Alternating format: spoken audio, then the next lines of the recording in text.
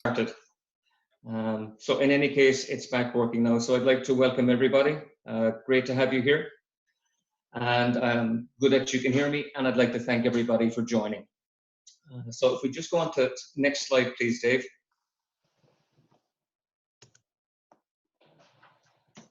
So just before we get going, I want to share an update on some housekeeping items. You will not be able to activate your webcam or microphone. Listen only and view mode is in place. Questions that have been submitted in advance will be answered throughout the presentation. Other questions can be submitted through the chat box function, I think as many of you already know, and this session is being recorded. So if we move on to slide 3, please, Dave. So we want to use this time to provide an update on the actions that have been taken to ensure a safe return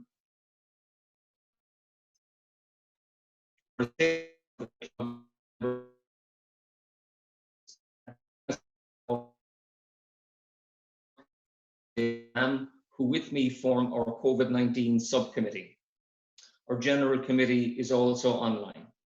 There have been many other key contributors who we've called on to support the formation and execution of this plan, and I want to acknowledge their contribution. We'll talk a little bit more about who they were throughout the course of the conversation today. It's my great pleasure to be able to confirm that the club will reopen tomorrow morning, even if it is in a restricted capacity in phase 1. Most importantly, a big thank you to all of the frontline workers who have done so much and who continue to do so. Thank you all. Dave Carroll will shortly take us through a brief overview of the work done to get us to this point and the phase 1 rules where we need your support.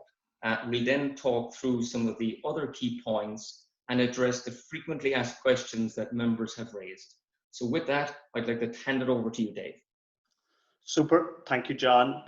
Let me just echo John's words and say, first of all, welcome all. I'd like to again echo John's sentiment with regard to there's a huge amount of time and effort gone into this.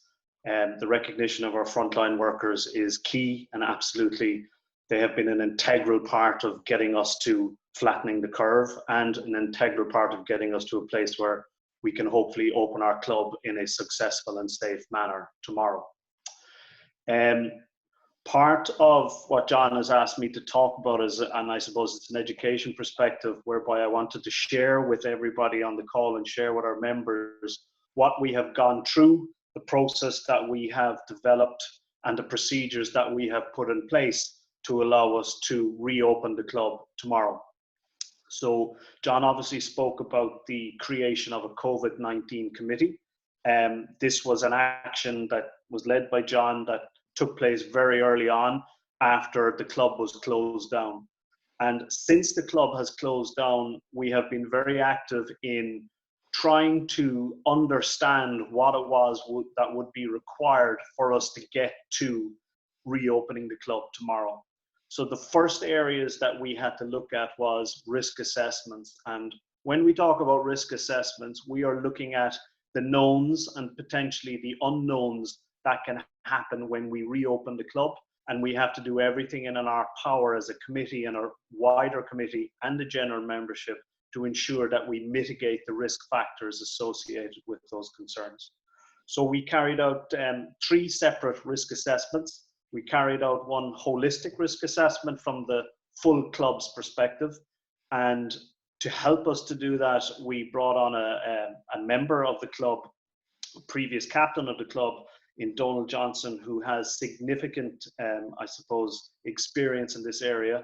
And Donald helped us come up with the methodology and helped us execute a general risk assessment for the totality of the club. In addition, then we carried out 2 separate risk assessments, one pertaining to coaches, because obviously coaches are an integral part of our club, and we need to ensure that as coaching starts to happen again, that it's done in a safe manner. And the last one that we have to look at is our staff, who form part of the backbone of our club. And obviously it's imperative that we ensure that all our members, all our staff, and all our coaches are operating in a safe environment. Following on from risk assessments, once we have identified as much as you can, and obviously there's going to be a lot of unknowns. And if I could say at this stage that while we were undergoing this process, it was very difficult to try and get our hands on guidelines and information, whether it be from the relevant sporting bodies or whether it be from the government. So everything that we were doing was underpinned based on our own personal knowledge, based on trying to get our hands on good guidelines and good information in the wider public arena. We have now developed what are called standard operating procedures, which will govern how the club will open tomorrow morning, right through to how the club will close at the end of play tomorrow evening. And what we have attempted to do is to ensure that every step along the way is categorized and every step along the way is addressed, so that hopefully as you arrive, before you even arrive into the club, the manner in which you make your booking, who you're allowed to make your bookings with, the manner in which you arrive into the club, how you get to the court safely, how you participate and enjoy your game of tennis safely, and how you leave the club safely. We have done our utmost to try to ensure that we have a set of procedures in place that will make that happen. What you will see when you come into the club, and we will talk about it, is that we have put a huge amount of work into ensuring that as you come into the club, from a sanitizing perspective, from an education perspective, through posters, we have a system of getting you in and out of the club. We have ordered separation nets to put in between the courts. Unfortunately, as you can all probably appreciate, getting those in has been a bit of a challenge. We felt we ordered them in a timely manner. We believe and we hope that they will be with us soon, and as soon as they are with us, they will be erected and will be used within the club. But I hope when people arrive in the club over the next couple of days, you will see the sanitation points, you will see adequate posters, you will see adequate information, I suppose, helping us all understand how we get into the club, how we play our tennis, and how we exit the club. And you know what? The success of what we do tomorrow and for every day will really be underpinned by all the members buying into what we have done, by everybody respecting the guidelines that are in place. And that way we will ensure that the maximum amount of the members will get the opportunity to enjoy the club as quickly as possible. Obviously, at the back end of last week, we received specific guidelines from Tennis Ireland, and I'm delighted to say that the guidelines and procedures that we had put together as a committee were very much aligned with the guidelines that Tennis Ireland gave out to us. And obviously, we had been taking huge cognizance with regard to the National Public Health Policy. So we're hoping that everybody has read the procedures, everybody understands the procedures, but if you don't, or if you have any questions with regard to them, I would genuinely ask you to reach out to the club, reach out to the secretary manager, reach out to any of the members of the committee, or give me a call, and we will do everything in our power to ensure that they are understood. So if I move on from there, and if I talk about some of the highlights pertaining to the phase one, I mean, I do know and I do understand that there has been a lot of questions and to a certain extent a lot of angst about what will be allowed, what won't be allowed. So again, if I go back to saying everything we're doing is absolutely underpinned by the guidelines coming out from the government and the guidelines coming out from Tennis Ireland. So on our reopening tomorrow, it will be predominantly singles.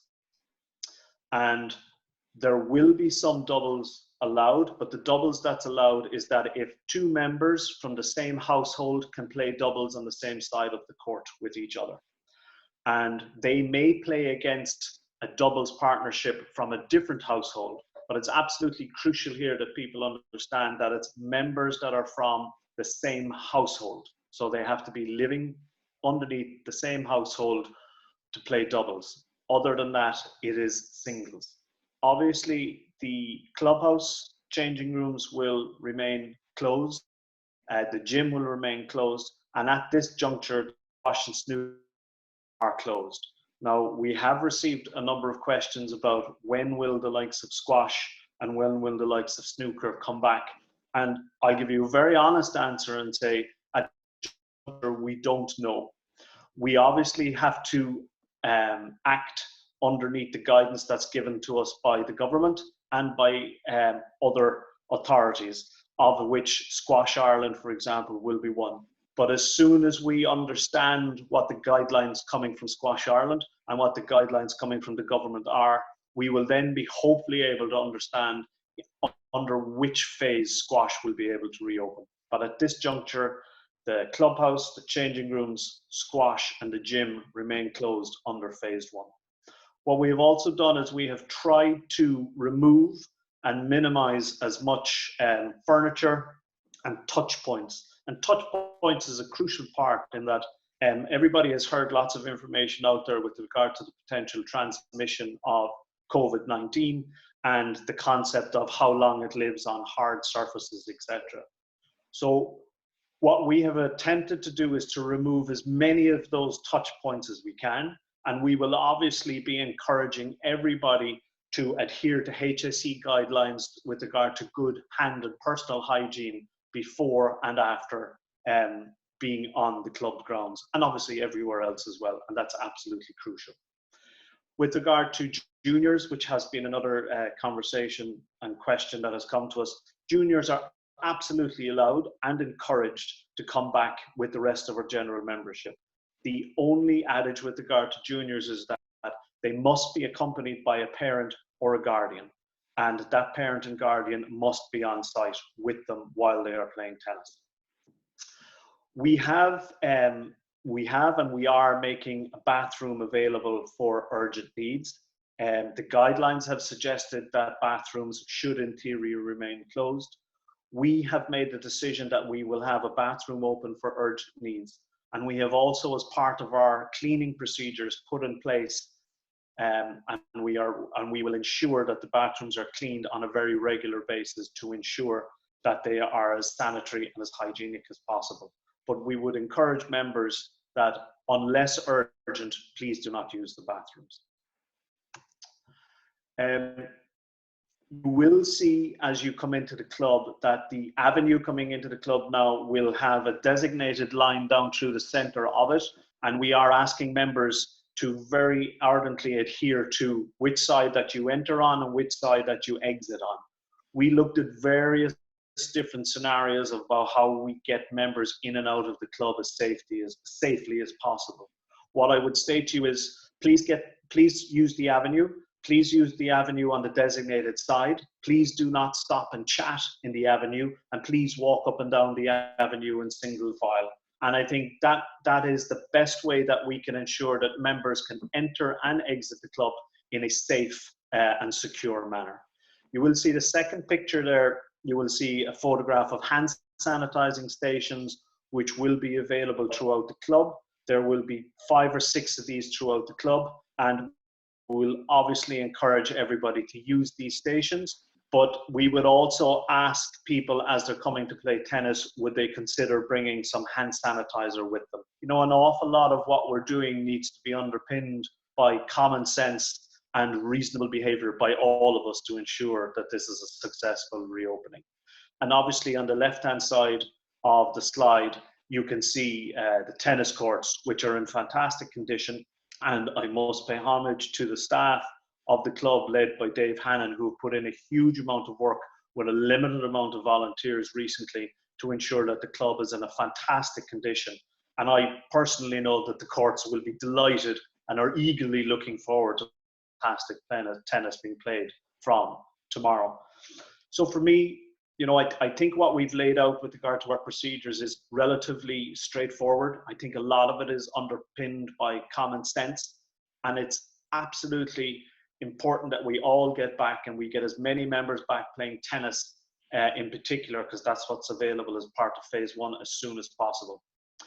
What I would say to you all is please act within the spirit of the guidelines, and I would ask you all to ensure that you make it a successful opening for us all, because it is our club. So I think on that basis, I will jump back across to John, if I could. Thank you, Dave. So some other key points that we just want to make sure that we are all aware of as well is that there will be staff or committee members on site during all opening hours. So currently our opening hours are from 8:45 a.m. until 10 p.m., 7 days a week. We're in the process of looking to extend that from 7:30 a.m. Monday through to Saturday. So we'll hopefully confirm that over the next couple of days. And there will be additional online courts available from 7:30 Monday through to Saturday. So you'll hear more about that as well. So our intent is to make sure that the club is available for as long as possible, 7 days a week. Outside of those hours, Dave, if you can go back, please. I've lost, thank you. So the club will be locked outside of those hours.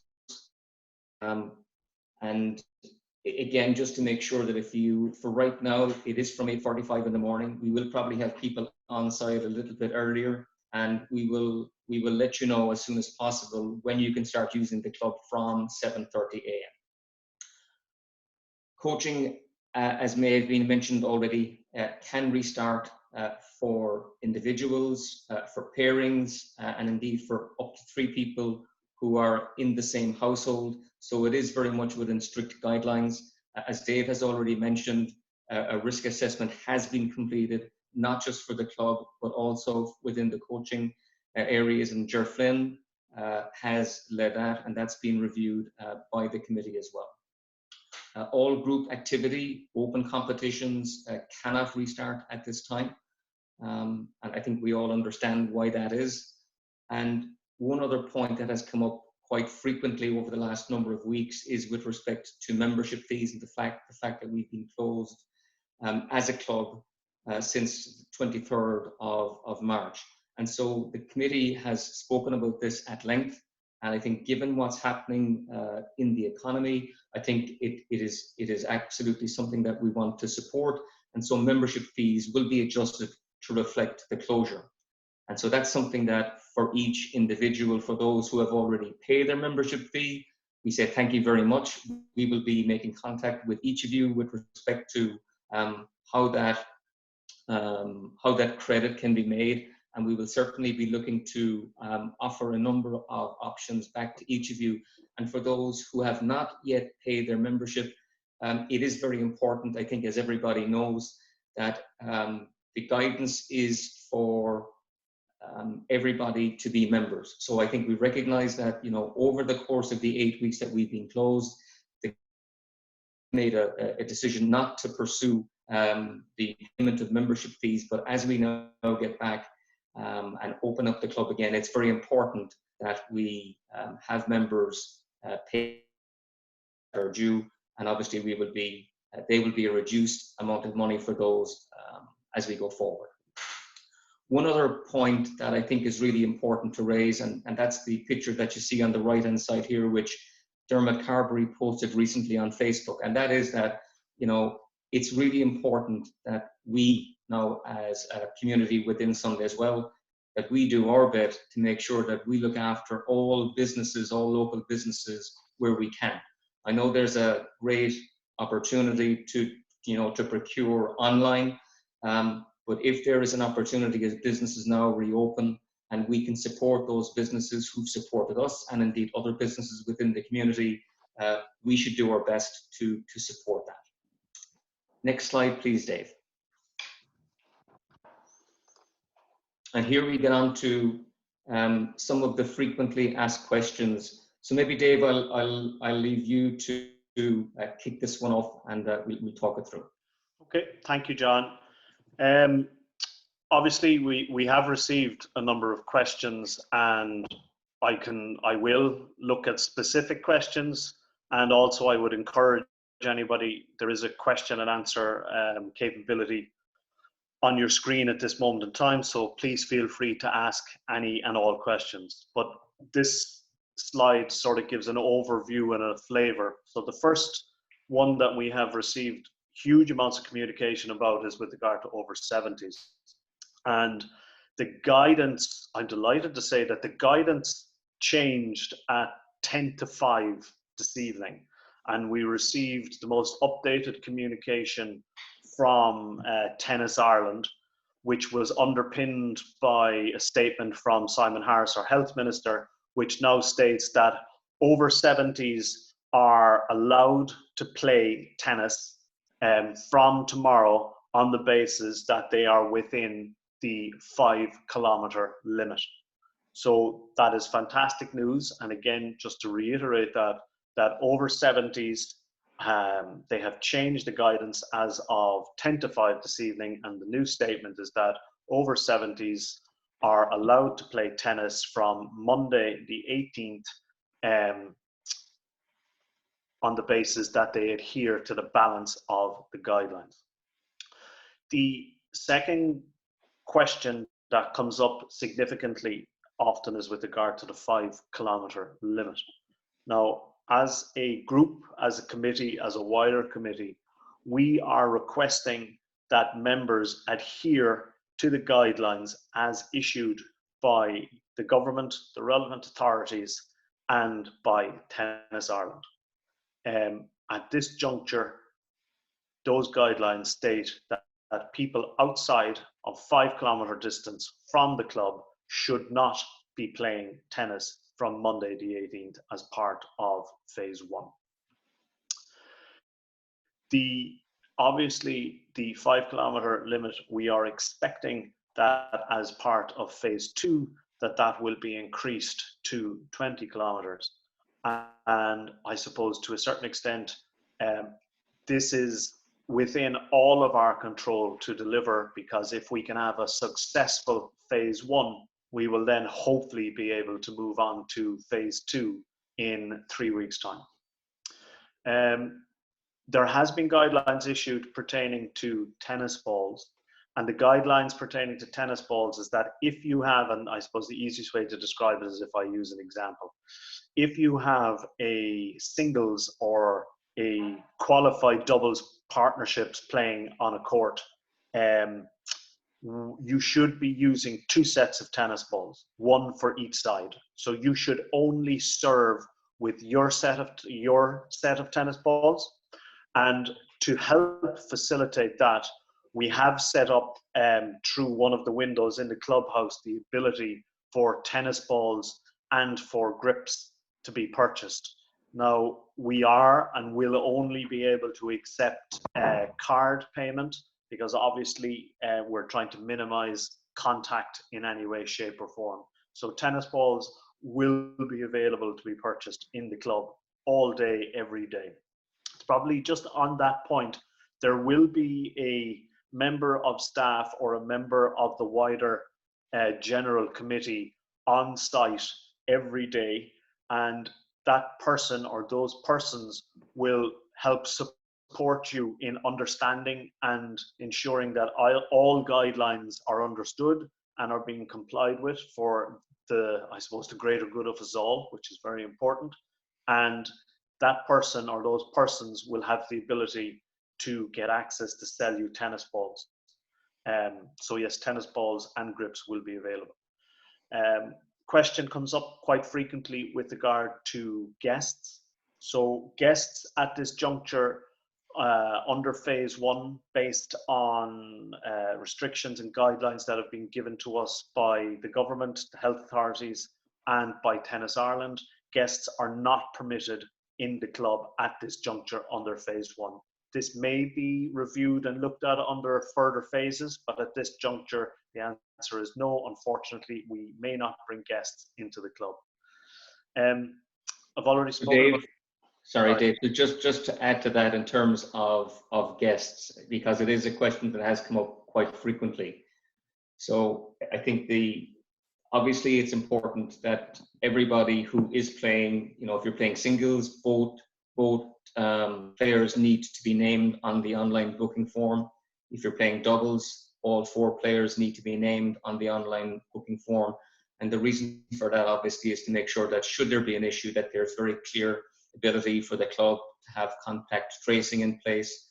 And if you look at the detailed operating procedures in place, should anybody feel unwell, and obviously we hope that that's not the case, but there is a very strict procedure that that the club needs to follow. but indeed the individual member needs to follow to make sure that you stop playing, you make your GP aware of it if you are sick, and then subsequently the club, so that if contact tracing needs to happen, that we have all of the names of the people on site to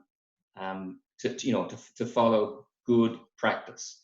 And I think that is really, the key reason why guests are not being allowed, not just into Sundays as well, but indeed into any club, any tennis club, and indeed any golf club at this point in time. So that's just another piece of update on that. Thank All you, right, John. Dave, you want to continue? Juniors, we have spoken briefly about. We did receive a number of questions with regard to the age profile of juniors. Juniors are individuals 18 years of age and younger is what's qualified as a junior within Sunday as well. So again, just to reiterate that juniors absolutely are encouraged to come to the club, and the proviso is that juniors must be accompanied by a parent or a guardian, and that parent and guardian must be on site whilst they are playing tennis, because I do know that one of the questions that was asked was, where will I wait while I'm on site with a junior? And what we are doing is we have removed the majority of furniture, but there will be some furniture left in the club, and we would be asking that the parent and or the guardian would wait at the back of the court, not on the court. And this is the same for coaching, that they would remain at the back of the court until the junior is finished their game. Obviously, if you're playing on courts 4, 5, 6, 7, and 8, and it's raining, you can stay within visual underneath the shelter. We don't need you to stand out in the roaring rain if your child or if your junior is out on the court. With regard to membership fees, John has already spoken about that, and that will be adjusted to reflect the closure. And I know there has been some other questions pertaining to squash, etc., and other membership types, and they will all be addressed as part of the adjustment that John has spoken about. And then single members, one of the questions has come up, if I'm a single member, and how do I go about, or how can I play? So what I would say is that single members can obviously play singles against other members in the club. And what I would encourage that is, if you need help identifying another club member that you would like to play singles against, on the basis that you may or may not have a wide network within the club, could I suggest that you reach out to me, which you can get me on the Tennis Captain email, and I would be very happy to rope in help, which I know she does quite a lot, from Ger Flynn as coaching coordinator, and even Dave Hanan as secretary manager. We will find you somebody to play with, because again, I would like to reiterate that when we started considering how we were going to get the club ready for reopening, one of the key tenets that was driven by John as chairman was that we have to get as many members back playing in the club as quickly as possible. So please, if you're struggling in any way, shape or form in organising a game, just reach out and we will do everything in our power to try and facilitate that. So I think that, John, you frequently asked questions. What I will do is I have a number of questions here that I will run through very quickly, just to see if there's any that I have specifically missed. We have spoken about memberships. Is it possible to bring a guest? We've already addressed that. There's a question here: are children aged 10 and 14 allowed to go to the club on their own to play, or do they need parental guidance? If so, where do I sit and wait for the match? So again, just to reiterate, we would love your children aged 10 and 14 to come to the club. Yes, we do need you in the club with them, and we would please ask you to wait as close as you can to the back of the court while they are playing.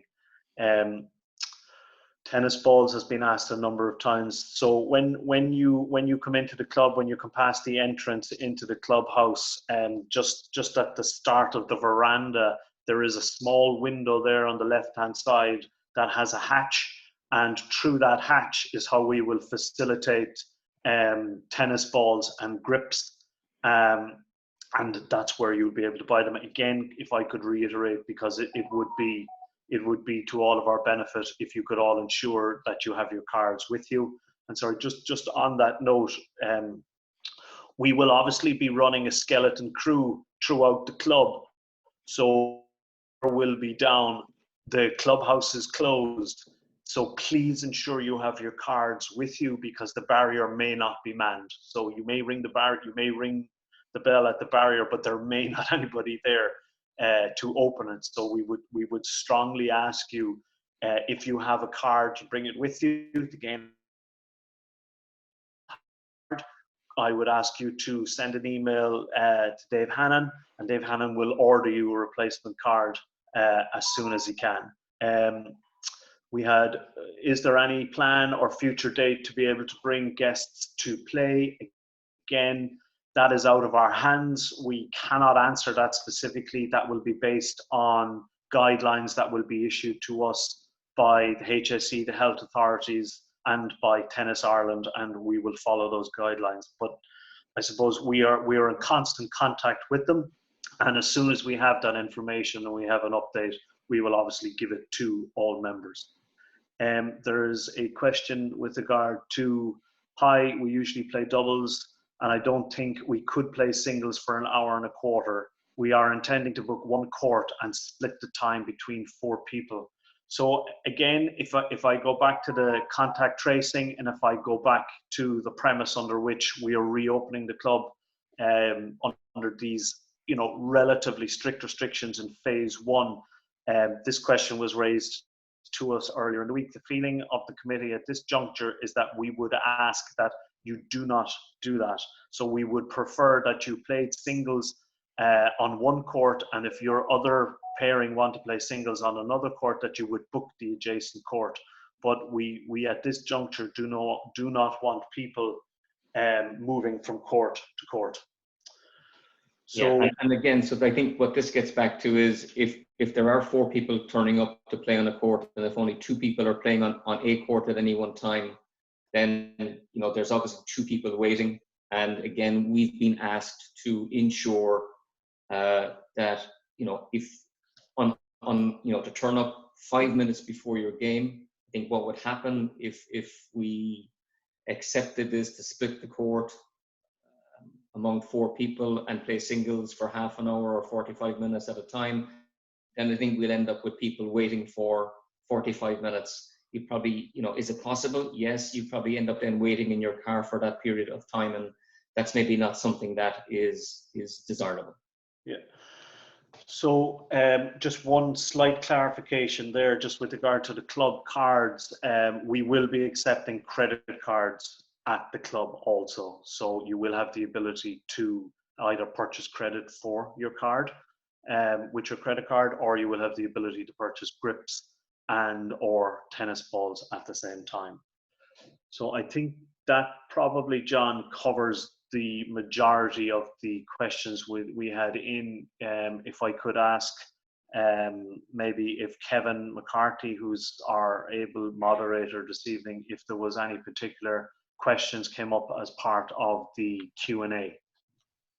So just while Kevin is unmuting, I guess there was a question with respect to grips. We also will be selling grips. So if you need grips, we have those. And there was a question that came up, which I think has been answered with respect to over 70s, and the answer we're delighted to say is absolutely yes. So if you're over 70 and you want to play, you are now eligible to play. Thanks, John. Hi guys, just a good comment there from Ger Flynn as well, that junior balls, red, green and orange, are available as well to purchase. We've had 3 questions, 2 have definitely been answered so far. One is, can you purchase or clarify what you mean by card? In this case, you said a credit card or a club card. There's another question, will cash be accepted rather than a card? And it is possible to pay by cash through, but you have to contact the office to purchase anything there. There is one. It is possible, but we would absolutely ask that you only do that if you're really stuck. So, again, what we're trying to do here is make sure that we limit all possible risks, not just to members, but also to staff. So it is possible. We would prefer if you can use your card, your Sundays Well card, or indeed a credit card. Okay. I think that was my fault. I think it was more of a question for membership fees. Apologies, but I think it's been answered. Anyway, thank you, John. There's one open question that has kind of been answered, but maybe if we just ask it again for clarification. Actually, there's a second coming in now. Is the club policing the 5 kilometre limit rule or allowing all members to book irrespective of distance from the club? Looking at the bookings to date, it seems that this is being ignored and left up to members only. Okay, so that's a great question, and again, and this actually came up in a Tennis Ireland conversation recently. So all of what we've spoken about today, when we share with all of you the rules that are in place, these are guidelines. They're guidelines from the National Health Committee, and they're guidelines from government, and they're guidelines from Tennis Ireland. Equally, they're guidelines from the committee to all of us, to all of you, our members. So there is an onus on members to act responsibly. If somebody says, if I say that I'm living 5.5 kilometers away, and if I choose to come into the club, is it up to the committee, up to a member of staff to know exactly that I live 5.5 kilometers away and that I'm outside the limit by 0.5 of a kilometer? Or indeed, if I was 10 kilometers away, is it up to an individual to know that? So there has to be an onus on the individual member to act responsibly and police this.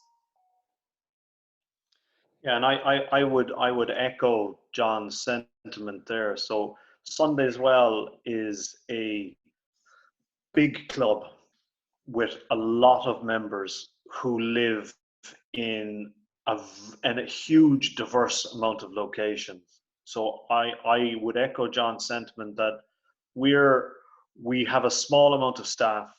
We have a small core cohort of volunteers who will be helping us manage phase 1.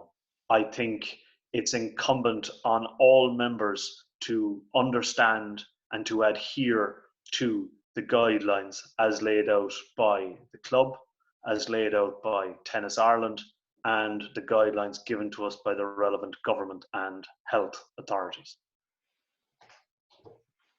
Thanks, guys. I have 3 more questions at the moment. One asks, if booking for my children, do I have to include myself in the booking as the parent? The answer to that is no. So if you're booking for your 2 kids, you put their names down. And the reason for that is that the booking system limits members to play once per day. So if you have your 2 kids and they want to play, then just put their names down. And if you then subsequently wanted to play the same day but at a different time, then you have that option available to you. Okay. Another question says, are all squash memberships paused at the moment? So I guess the answer to squash is that there is no ability to play squash in phase 1. So I think, as we've said earlier, membership fees will be adjusted to reflect the closure. So if somebody is a member of Sundays Well who happens to play squash as their primary sport and they have no interest in playing tennis whatsoever, then the committee will meet with those individuals to discuss the membership fees in that situation. Similarly, where we have pavilion members in place and we know that the clubhouse is currently closed, then the same is true for that class of membership. So we will be looking at each class of membership individually, and we will be talking to members, and members should make contact through the office to discuss anything outside of tennis at present. One more here, John, I think you could probably take is, will the adjustment to fees recognise that many of us will not be able to play until phase 2, i.e. will the adjustment be greater for those outside of the 5 kilometre limit? Yeah, so I think again, I think what the committee is doing at present is it's taking a very, I think, reasonable approach to what's happening. I think as the business of COVID changes, then we're continually as a committee discussing what should be done. And I think that what you see the committee do is it will take the right approach, it will take a reasonable approach to fees. What's most important here is that we get the majority of people back playing as quickly as possible. And for those who are outside the 5 kilometre limit, if there is, a request for additional credit on that, that is something that we will look at as a committee. And I think what you'll find is that you'll find the committee to be very reasonable on that. There is a balance though that we have to manage as a committee. I think we recognize that, and this is maybe one of the things that as we've gone through a lot of the operating procedures and the operating guidelines with respect to the club and the activity that the club has put in place, I think what members should also take cognizance of is that the income for the club has been dramatically impacted by what is happening at present. And the committee has taken significant steps to reduce our expenditure. That has had a very large impact, not just on members, but it's also had a very significant impact on our coaching staff. It's had a very significant impact on many of our staff, both our part-time staff and indeed our full-time staff. And so we've made some unprecedented moves to look at cutting our costs, to manage our reduction in income. And as we've gone through the conversation as a committee with respect to membership fees, I think what we want it to be and what we should be is to take a balanced approach to making sure that if individuals have any difficulty in paying, as has always been the case, the committee looks at all of those issues very, very carefully and with the right intent and the right approach. So if anybody has any difficulty in paying, then those issues would be dealt with through the office in a normal way. But I would ask, and this is something that we will be doing from here on out, is we have a significant amount of members at this stage who have not renewed their membership. As I said earlier, the committee made a decision not to pursue that until we understood what was happening from a reopening perspective within the club. Now that we have clarity on that, and in light of not just the needs of the club from a monetary aspect to keep it going to the standard with which members expect, but also to make sure that we're adhering to government guidelines, which is that all people playing should be members. So, I think we just need to make sure that we have a very balanced approach to what we're doing there. So anything with respect to membership fees, if individuals have concerns with respect to that, please contact the office, please contact Dave, and we will deal with that very, very fairly and very, very equitably. John, there's one last, it's more of a statement, I guess, and a question, but I think it's worth pointing out. It says, I think our subscription is not a fee paid to some third party. It's money we put into a pot with our fellow members to pay for a facility we all enjoy, much like our houses. I don't think there should be a refund of subscriptions. I understand, though, that some people may feel otherwise, but all the same. Okay, thank you. Yeah, and so as we look at the membership fees, especially for those who have paid, and again, thank you to those who have paid.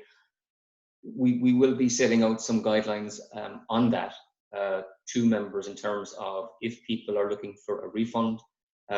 You know, we would obviously like to do that in a number of different ways. If people can afford not to take a refund and put it into the invested in the club, then that would certainly be appreciated.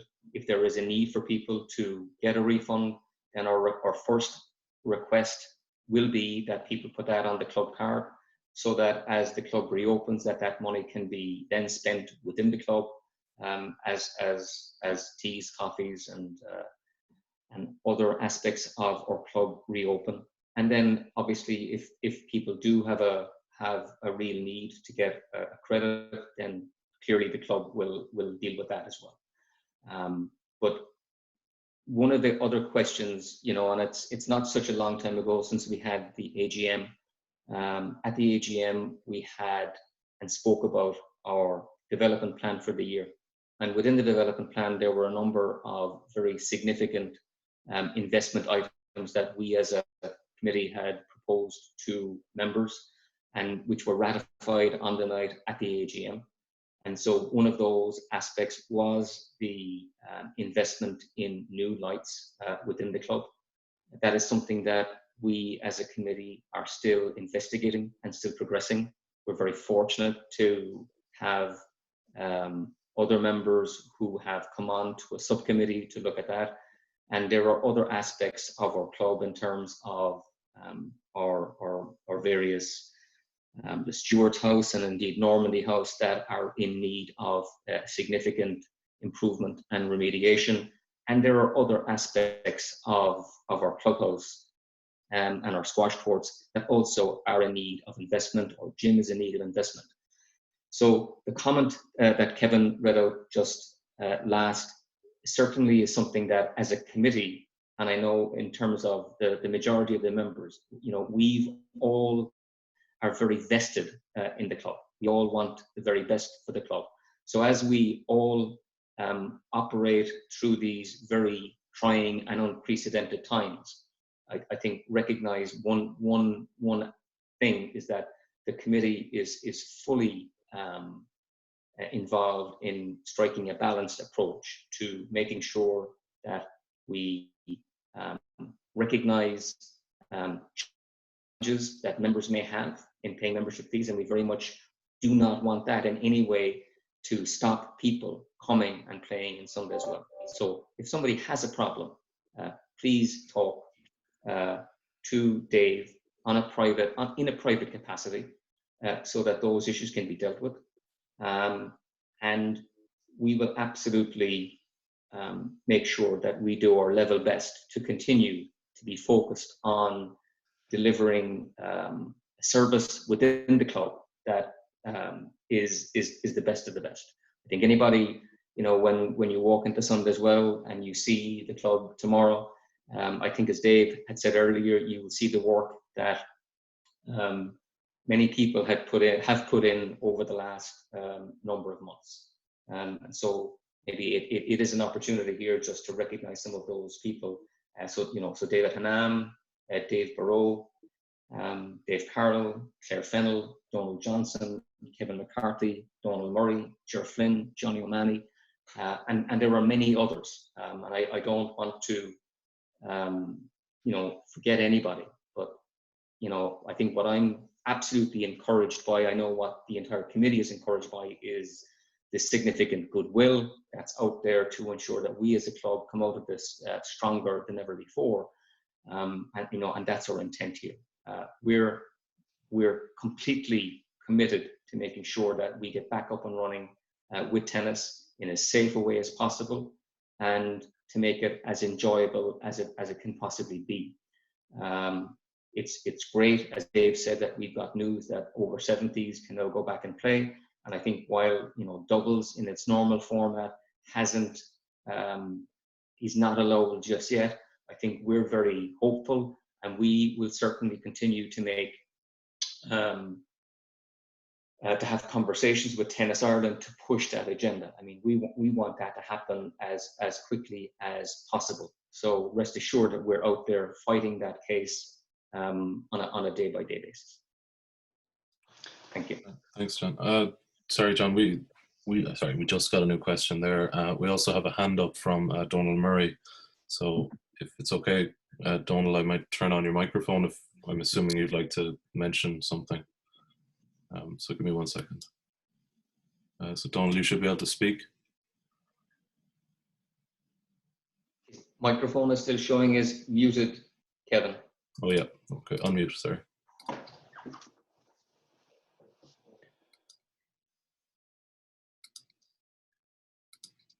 I think, Okay. oh, try now, Donald. Right, can you hear me? We can. You can. Can you hear me? Right, John. John, it's just the matter of splitting the court between a number of people. As you know, we're intent playing our usual number, but we're going to split the court. There's an objection to that now, is there? I Hello? think that, can you hear me, Donald? Yes, I can now, John, yes. Yeah. So I think the recommendation, Donald, was that we would prefer if people didn't split the court. I guess we only saw that question come in earlier on today. So I guess we haven't had a whole pile of time to look at it in great detail. But if it's a matter of court availability, then I think that's something that we can certainly look at, or maybe we can go back and look at again, Donald. Yeah. Well, we didn't want to take up any more courts than we normally did because we felt that to be unfair. So not to be booking 4 courts and play the singles. So we booked our usual 2 courts, and we were proposing to that two people would go on to play, and then we'd phone from the court. We're on our way out. If someone else come in. Okay. I guess Right.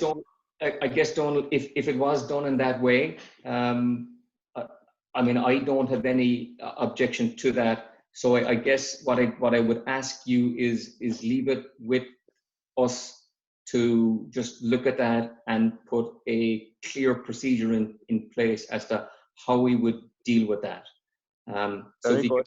if you give us 24 hours, we'll come back to you on that. Yes, of course. Thanks, John, for that. No, we intend to do it in a very responsible way, obviously. Sure. So, and yeah. Thanks for Johnny. I appreciate that. Thanks, gents. And well done with the show. Thank you. Excellent. Thanks, Donald. Okay, John, I think we just have one final question maybe. Could 1 or 2 courts not be allocated solely for 30-minute slots? That way they would be booked through this booking system. Okay, I guess that's another great suggestion. And I think the good thing that comes out of a conversation like this is that it demonstrates that there's a lot of smarter people out there than if you're on this side of the microphone. So I think that's a great thought. What we can do is we can take that away and we can check if it's possible to look at reducing court time on maybe the courts. So again, leave that with us. We'll take that away as an action, and we'll come back to people on that very If I could on that, John, we did look originally with regard to the flexibility of the online booking system, which obviously is very important to us to ensure that we have you have to be able to book online under phase 1. It's very important. And the flexibility of our existing system, there was a question mark over how easy that would be to add in or to change the existing system and the existing times associated with court bookings. And I think, to be brutally honest with you, we probably concentrated on getting it to a stage where we could get the place open. But if I could, and this is with regard to that question and with regard to Donald Murray's question, I think one of the things I would say is that nothing that we have done is written in stone. What we have done is we have tried to put things in place that will allow us to open tomorrow. All the documents that we have issued are live documents, living documents that we will be very happy to make changes that will facilitate better experience from our members. You wouldn't normally be brutally honest, Dave, would you? No, I not that often, John. Not that often. Oh, I didn't think so. Just give me a second there. I'll unmute everybody just so they can clarify that one for Dave. We have no more open questions, John. So if you're, however you'd like to proceed. Okay. All right. So I guess it just remains for me to say, thank you. One final ask we have of the weather is that it stays fine for the next couple of days, and that you enjoy your tennis. It's great to be back. We've certainly all been through unprecedented times. I'm not sure if the club ever was closed previously. I know I certainly had never closed the club before, so it's great to be reopening it. And I think we're all looking forward to, even in a restricted capacity, to seeing people back on court and enjoying themselves again. That's what it's all about. Dave? Absolutely. And when I agreed to take over from Donald Johnson as captain of the tennis side of Sunday as well, I never imagined that under my tenure all opens would be cancelled and the club would be closed. So I really want us to get back to tennis, because you know what, my reputation is in tatters as it is. So you know what, delighted for the club to be open tomorrow. Hopefully the weather gods will behave themselves, and hopefully we'll all have a great time, and I look forward to seeing you all on the court. And take care and be well and be safe. All right. Thank you all. Take care. See you soon. Bye-bye. Bye now.